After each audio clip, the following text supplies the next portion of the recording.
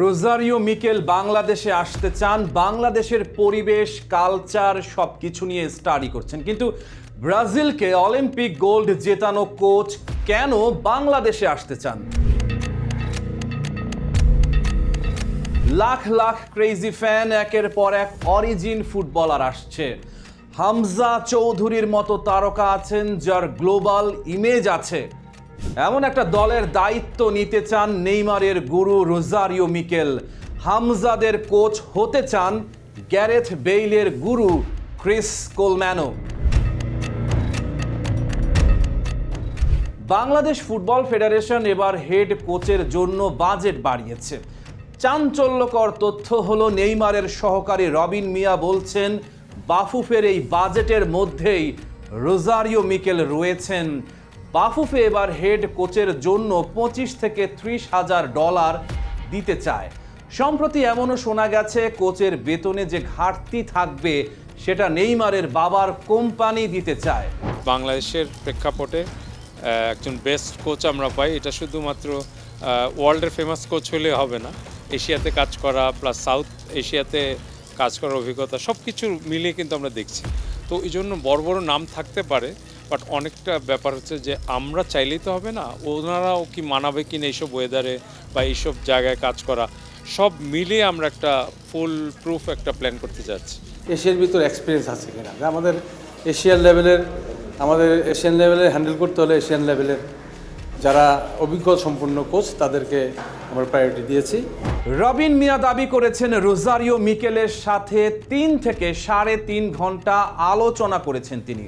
সে আড্ডায় মিকেল জানিয়েছেন তিনি নতুন কোনো দলের দায়িত্ব নিতে চান। মিকেল মন থেকে নাকি বাংলাদেশকে সাহায্য করতে চাইছেন। রোজারিও মিকেলকে বলা হয়ে থাকে প্রতিভা বিকশিত করার কারিগর। মিকেল ও বাংলাদেশ ফুটবল ফেডারেশনের সাথে সরাসরি মধ্যস্থতা করছেন রবিন মিয়া। রবিন জানিয়ে দিয়েছেন কোচ নিয়োগে কোনো কমিশন বাণিজ্য হবে না। নেইমারের সহকারী রবিন মিয়া দাবি করেছেন কমিশনের জন্য 2টা পক্ষ উঠে পড়ে লেগেছিল।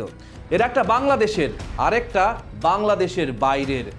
এর মধ্যে বাংলাদেশ ফুটবল ফেডারেশন ঘোষণা দিয়েছে কোচ নির্বাচন কমিটি যে 22 জন কোচকে বাছাই করেছে তাদের নাম সোমবার প্রকাশ করা হবে।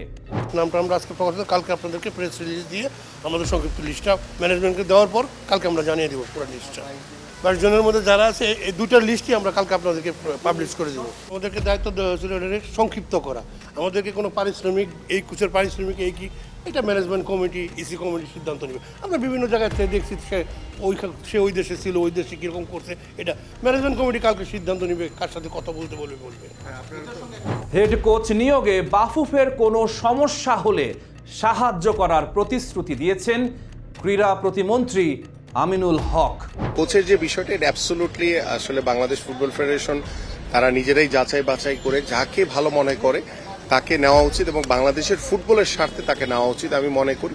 তো সেই ক্ষেত্রে ফুটবল ফেডারেশন আসলে অফিসিয়ালি এখন পর্যন্ত আমাকে কিছু জানায়নি, আমি বিষয়টার সম্পর্কে ওয়াকিবহাল না। সো যদি এই ধরনের কোনো সমস্যা ফেস করে, সেই ক্ষেত্রে যেহেতু আমাদের মূল লক্ষ্যই হচ্ছে বাংলাদেশের ক্রীড়াঙ্গন, সেটা ফুটবল হোক, ক্রিকেট হোক বা XYZ যে কোনো স্পোর্টস হোক, সেই ক্ষেত্রে আমরা আলোচনার মাধ্যমে অনেক সমস্যার সমাধান করতে পারি।